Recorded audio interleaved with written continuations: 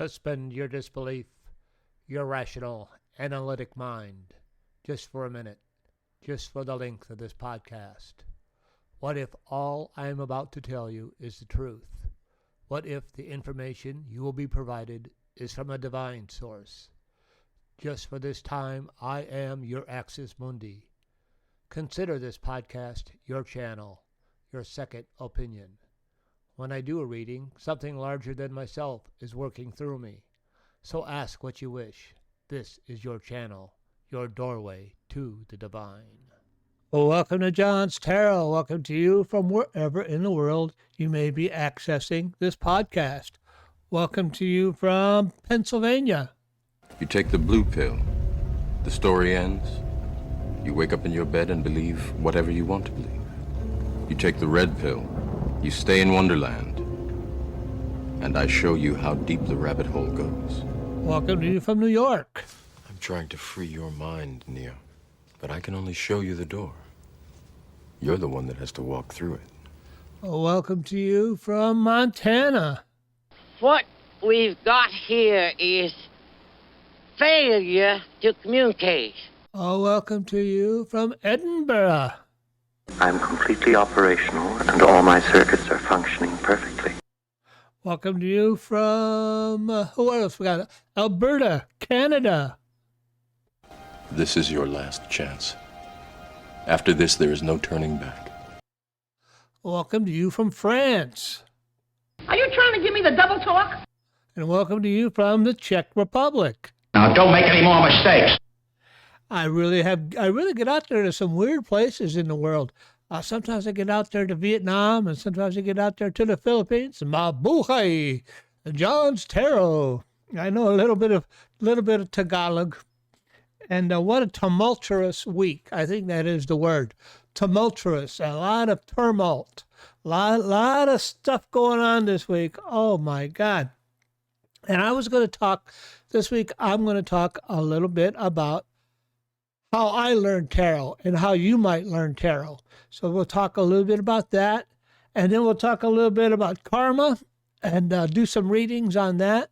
And then we'll talk a little bit about, I have another question here. What path for the week? What kind of generalized path for the week shall we follow during all this turmoil? And I think that's a fair thing to ask and a fair thing to take a look at. Excuse me. So I'm going to talk a little bit about tarot, how to learn tarot. I look on the YouTube pages, and a lot of people are talking. I've seen more than one article on tarot. You can learn all 78 and one YouTube video, and I've seen other ones about you shouldn't learn tarot by rote, by the definition. You should learn tarot by your intrinsic views of those, or what those things bring out in you. So don't learn tarot the traditional way. And I'll tell you, I learned tarot the traditional way, and I don't really see how there's another way around it, because tarot has a certain meaning. The cards each have a certain meaning, and these certain meanings come to us from originally from the Hermetic Order of the Golden Dawn. And these guys took it from teachings of Hermeticism, teachings of the Kabbalah, and the Masonic teachings. And I've also found some issues in there closely related to Taoism. So there is great wisdom in the original definitions of the tarot cards.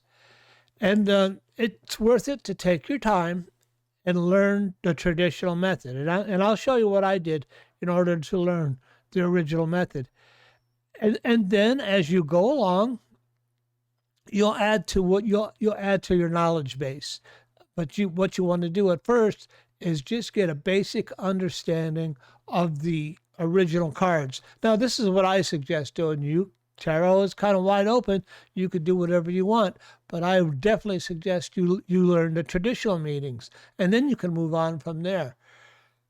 The traditional meanings, first off, there are 4 suits, and they're helpful to know what the 4 suits are. So when you see the suits, you understand in general what the 4 suits are.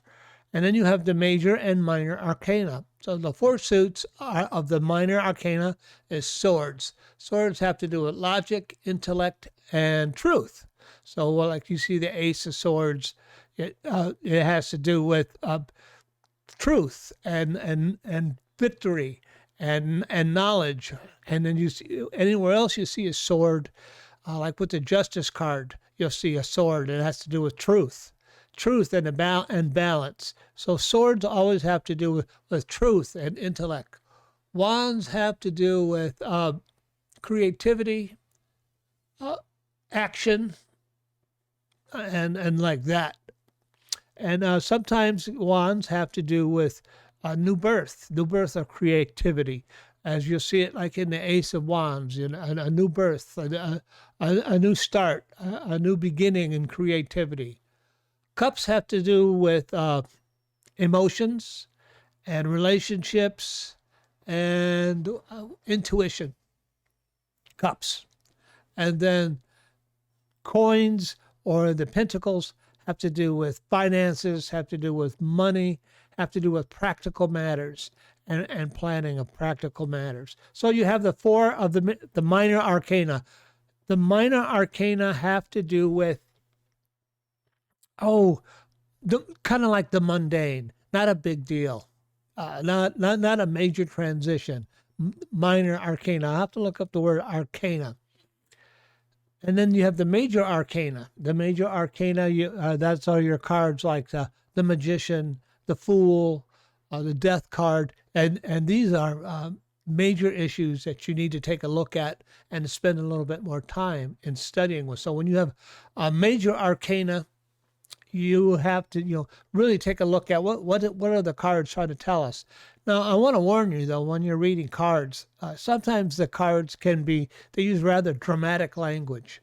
And I've seen people really get shocked and afraid by the language that the tarot uses. The tarot is a pictorial language.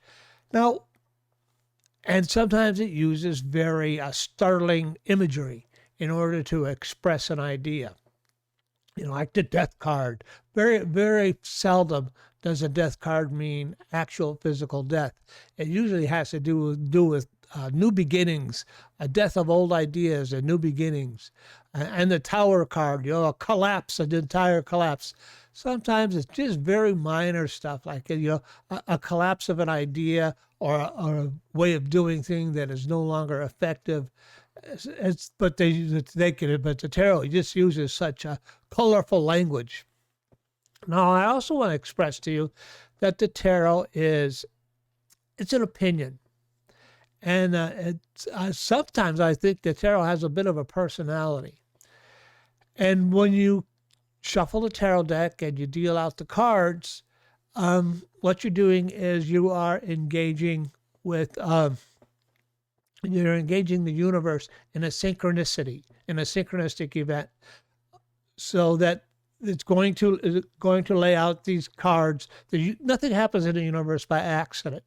There is cause and effect engaged in a synchronistic event, so that when you shuffle out the cards, you shuffle the deck, you lay it out, nothing happens by accident. Sometimes it is the universe communicating through the cards. Now, cause and effect, something has brought you to the tarot, something has brought you to sit down with the tarot, and you're shuffling the deck, and nothing happens by accident. And then you ask a question, and you impose your intention upon the question, and then you get an answer. And then there's the issue of the cards have a bit of, as another Carl Jung issue that has to do with we have within us different ideas, what does Carl Jung has to describe it as? There's synchronicity, and then there is archetypes. Archetypes are images that are embedded in our psyche, and they exist across all cultures. And so when you deal out the cards, the pictures on the cards activate these archetypes, which are within you, which really makes it catch your attention. And that is also involved in tarot cards. Now, I don't know how I got involved with it. I got involved with it because I had taken a class on divination. And in this divination class I took, it had to do with a shamanistic training. And they showed us how to do some divination. So you would take different items that you had brought in, and through a process, you assign meaning to these different items. And then you could ask it question, and it's like shaking the bones, and you would throw out these items, and then you would infer meaning from these items that you had brought and answer your question. And I found that worked remarkably well. So I just figured, wow, well, if I did tarot, now I'm taking 78 different meanings, and I'm shuffling up, and I'll get much more deeper answers to my question. And then I also, in time, added runes to it, so I could do runic readings, runes with tarot to extract more information out of each card, out of each reading, using synchronicity and archetypes and cause and effect. And that's how I view tarot. I also view tarot as it's an opinion, it's an expression of the universe, and it is not infallible. And sometimes it can be wrong, or is it my interpretation that is wrong? You can oftentimes use it for interpreting external events. It's good for that. They call that fortune telling. You can do fortune telling. You can also use it to give you some guidance on a specific issue that's troubling you. And then you can also use it as a internal guide to contact your subconscious, that inner part of you, and then to meld those things, your subconscious and your superconscious, into one. So those are the uses of tarot. But remember, it's not infallible. It's an opinion, and it's also for entertainment, and it's kind of a game. It can offer you some unique insights, but like I said, it's not infallible. But it's worth doing. You get some unique insights. In the tarot, the guys who brought this, who created it, A.E. Waite and Pamela Coleman Smith, they took these deeper insights from Hermeticism and from the Kabbalah and from the Tao and from the Masonic tradition, and they melded these deeper meanings into higher teaching, these ancient teachings, into the cards, so that you have access to these things. Now, the way I learned it, so I went through all this stuff, and I sat down. I said, well, I want to learn tarot. How do I learn it? So what I did was I sat down and I created my own flashcard deck. And I'll show you my flashcard deck. And my wife was, what are you doing? And I'm sitting there on a winter's day with nothing better to do. And what I did, and this is with the Hanson Roberts deck, I would take each card and I make a flashcard. There it is. There's the Fool. And I would cut a little picture. I forget where I got them off the internet. The pictures of the tarot cards. I don't know why I used the Hanson Robert, because that's the first deck I ever bought. And then I would I pasted the picture on the flashcard, and I would take a look at the traditional meanings. And I would just put in one word. If you're going to learn, just put in one word: innocence. That's a good one for the Fool, innocence. And then if you would like, you could put in a traditional definition. So I took the Magician, one word: creative intelligence. And then I would fill in a kind of a general meaning on the flashcard. What's another one I did? Of course I did them all. The High Priestess, hidden power and mystery, right? And then I would put in the traditional meaning. What do I have here? Appears when a fool wants to develop his powers and become a magician. Commit to your spiritual practice. Our futures are waiting to be revealed, and we cannot fully know what is ahead on the path we have chosen. That is the kind of a traditional meaning of the High Priestess. And then as you grow and as you learn different meanings, you fill them in as you go. Like these currently these are sealed in plastic, right? Because I had invested so much time and energy, I didn't want them to go bad on me, fall apart. So I sealed them in plastic. But I wouldn't advise doing that right away. Use them for about a year and a half. When they start getting dog-eared, that's the time to seal them, because as you learn more, as you practice more, as you start to use them more, you're going to add to them. You're going to add. And I've taken a couple of different classes on tarot. Most of them have been all of them have been online, in fact, and I've added to them. And as I learned about the Kabbalah and the significance of the Kabbalic manifestation in the tarot, I've jotted little notes on it. So, the meanings and everything I've learned, I kind of jotted on the cards just to give me a general idea. And then what you do, so you've taken the pictures and you've glued them on index cards. Well, here we go. You've glued them on index cards. And you got a general meaning and you got one keyword. Then you just do the same thing I did when I learned anatomy for nursing school. You do repetition.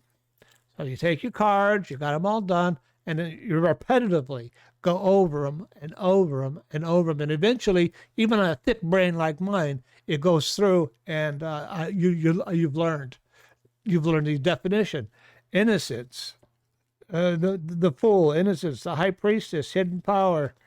The magician is whatever, creative intelligence. For the high priest, the empress, fertility. The emperor, order and leadership. The hierophant, spiritual rules. The lovers, attraction of choice. The chariot, motivation. And you just go through them over and over and over, and eventually you will learn the tarot. And that's how I did it. I'm going to move on to, first off, before I move on, leave me a note and let me know how you learned tarot. I would really like to know. Furthermore, I forgot to say that if you would like a tarot reading, a personalized tarot reading, go ahead and contact me and we'll set up an appointment to do a tarot reading. I did a tarot reading, a year ago for somebody, and they contacted me the other day and said, well, how accurate was it, how helpful it was. So you can actually get a lot from this. And if you need help with it, contact me. We can set up an appointment. I use StreamYard, and we will go ahead and set up a time for you to do it. I'll do a personalized tarot reading. Time and space and distance is no detraction from the tarot. We can do it on the internet. I can do it with StreamYard, and we could sit and talk. We could talk about your issue, throw some cards on it, do a reading, and get some resolution. Also, if you'd like to be a guest on John's Tarot, send me a note. Send me a note. Leave it here on. You can leave it on YouTube, or you can leave it on my webpage, JohnsTarot.net, and I'll mention your city. I would like to do cities or where you're at, and just mention it to me, and I'll go ahead and add it to my intro. What else is going on? That's all my big issues that I mention every week. I'm gonna go ahead and go to my tarot page, and we're gonna continue to talk a little bit. Oh, there we go. And my ability to read tarot is a gift, and it's an expression of divine love, and I'm here to share it with you in that same spirit. This week has been a tumultuous week. I mean, we're living in this dystopian reality show. They call it administration. At one point they say, they say all kinds of things. The promises, on day one, prices will go down. And now price has been going up. And then cost of living will go down from day one. And then the stock market has been crashing. And then the tariffs are on. And then the tariffs are off. And then the stock market goes up. And then the stock market goes down. And I'm looking at my retirement savings, get washed away into the wind. Then we have Signalgate. We have our officials using chat programs to discuss confidential information and thinking they can get away with it. So far, they have gotten away with it. And it just has been a mess. And I don't understand when my stocks go down, I take that personally. When my retirement savings is melted away like snow on a warm spring day, I take that personally.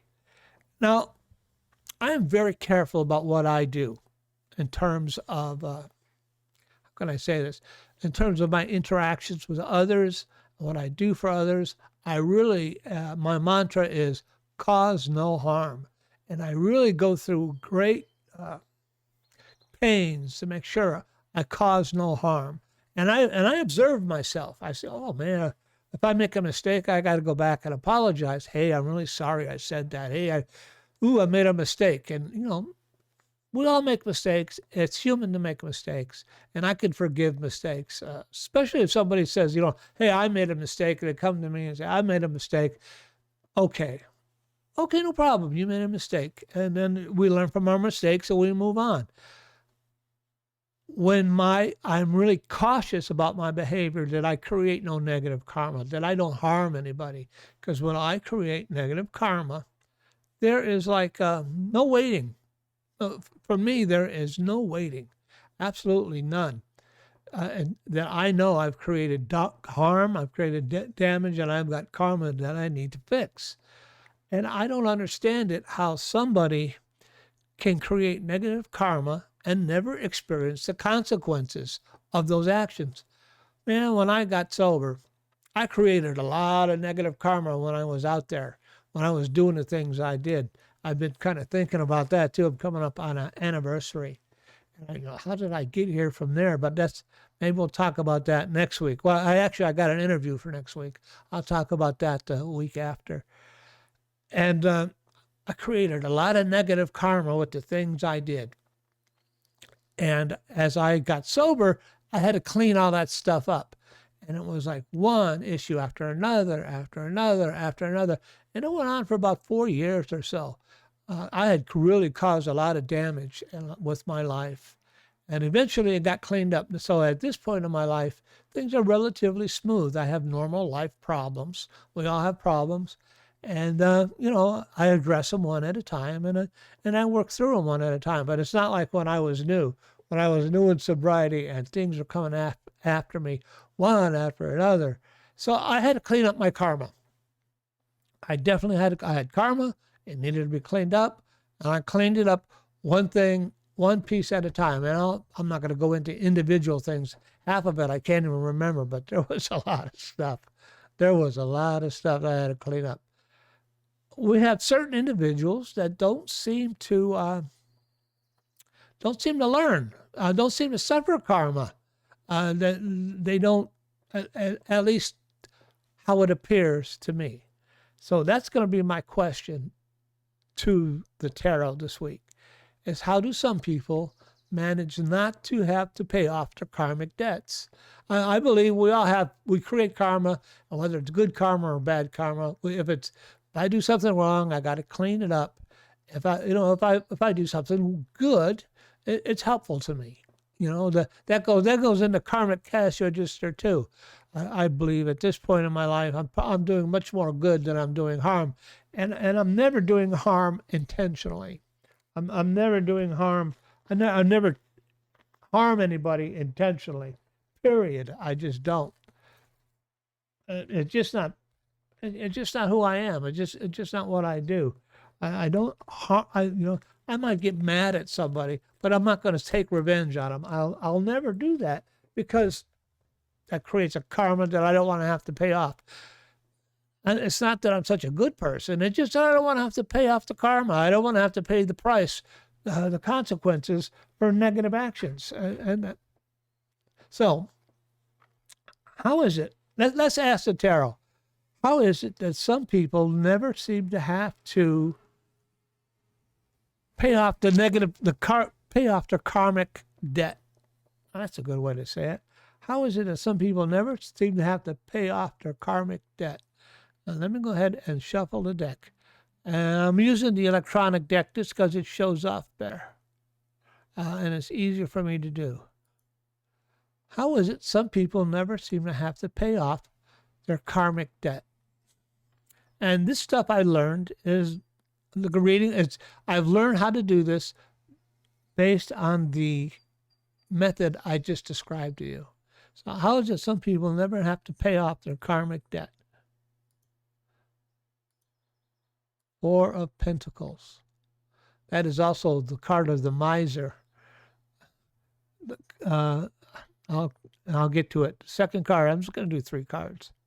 Second card, 8 of Rods. That usually just has to do with swiftly, something happening swiftly. And I was asking about somebody in particular. I'm not going to mention his name. And then the third card is the Ace of Pentacles. All right. And let's throw some runes on that. Because this certain individual likes to be in the headlines every day. That's what he really enjoys. And everybody talking about him and taking up all the airtime. And I am indifferent to this individual. Whatever he says, I am indifferent to it. That's how it is. Odin, free of himself, guides this reading. How is it some people avoid paying the karmic debt for the 4 of Pentacles, 8 of Rods, and Ace of Pentacles? My first rune is called Wunjo. And then my second rune for the 8 of Rods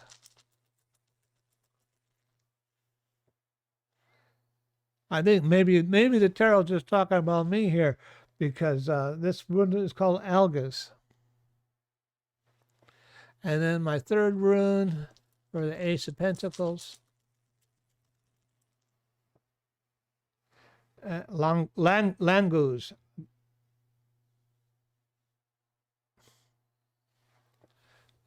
That's pretty good. So the 4 of Pentacles. I think the tarot is just talking about me personally.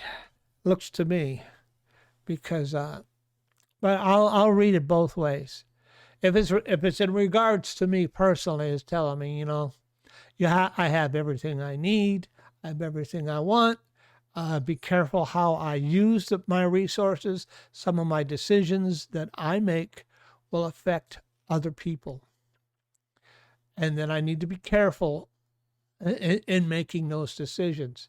And then the rune is Wunjo, and that has to do with fruit, ripe fruit, picking ripe fruit. Also has to do with victory. The little P looks like it's a victory flag, and that's congratulating me on the things that I've accomplished and what I have done with my life. I talked about sobriety. I'm coming up on a 36-year anniversary, and I'm enjoying the fruits of my sobriety and the fruits of doing the right thing.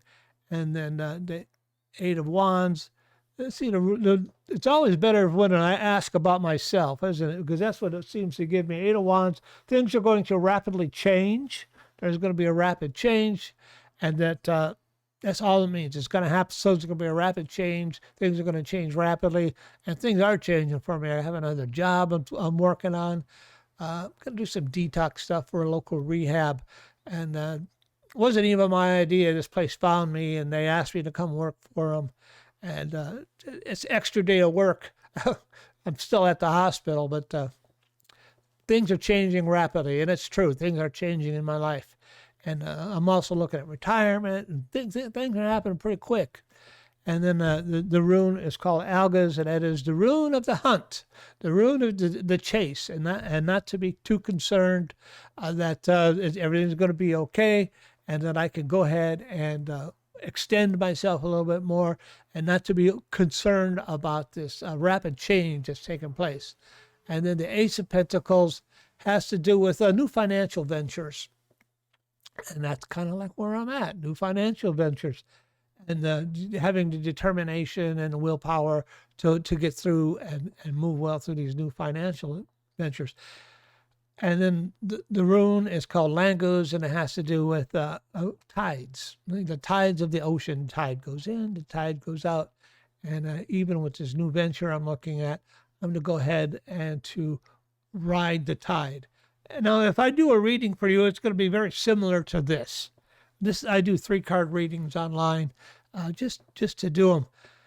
How as this affects other people? Now, how come other people don't have to pay karmic consequences? There's always like 3 different meanings to each reading I do. The 4 of Pentacles, that's the miser, hanging on to every nickel, every dime. He's all concerned about himself. And he is, the rune Munjo has to do with him being at the pinnacle of his collections. But things are going to change rapidly for this individual. He who will not be named. Things are going to change rapidly for this individual. And that people are on the hunt for him. Algas. People are, it always never fails. And that's why in Taoism they talk about things happen in waves, and things happen in cycles, and don't try to stay at the pinnacle of your cycle. Accept the changes, and people are after him, and his cycle cannot change, cannot stay up there forever. People are after him. It's going to happen very rapidly, and the Ace of Pentacles. His financial ventures, he needs to, in terms of what he's doing with the stock market and everything, is what's going to cause his demise, it looks like. The Ace of Pentacles. And he is not riding with the currents of life. Langus, he's not doing the currents and the currents of life. And it's going to catch up with him. And that is how I'm going to read that one. Let me gather the cards. And I have one more question for this week. Gather the cards. Okay. I'll gather the runes. And we could really expect a lot more disruption and a lot more stuff going on. And I want to know for the next week, what path should we all follow? Because I want to help people. I want to help you. I want to help me. What path should we follow during this next week? Not what we can expect, but what path should we follow during this next week in order to stay centered? What path should we follow during this next week? Should I do a little shuffle the deck? What path should we follow during this next week? So we may remain centered regardless of what happens around, on the outside of us. What can we do during this next week so we may remain centered? No matter what happens on the outside, how can we remain centered on the inside? My first card, 6 of Pentacles. Second card, 7 of Pentacles. And then the third card, 9 of Pentacles. All Pentacles is all about money this week, huh? Okay, such it is. Odin Freya, please help guide this reading. And I wonder if I can get these cards a little closer to... So it makes sense. That's a little better. So, Odin Freya, please guide the reading. 6 of Pentacles. What can we do in order to remain more centered this week, and regardless of what happens? My first rune is called Tiwaz, the Warrior's Rune. Second rune is called for the 7 of Pentacles. It's funny the way this one came up. Orthelia.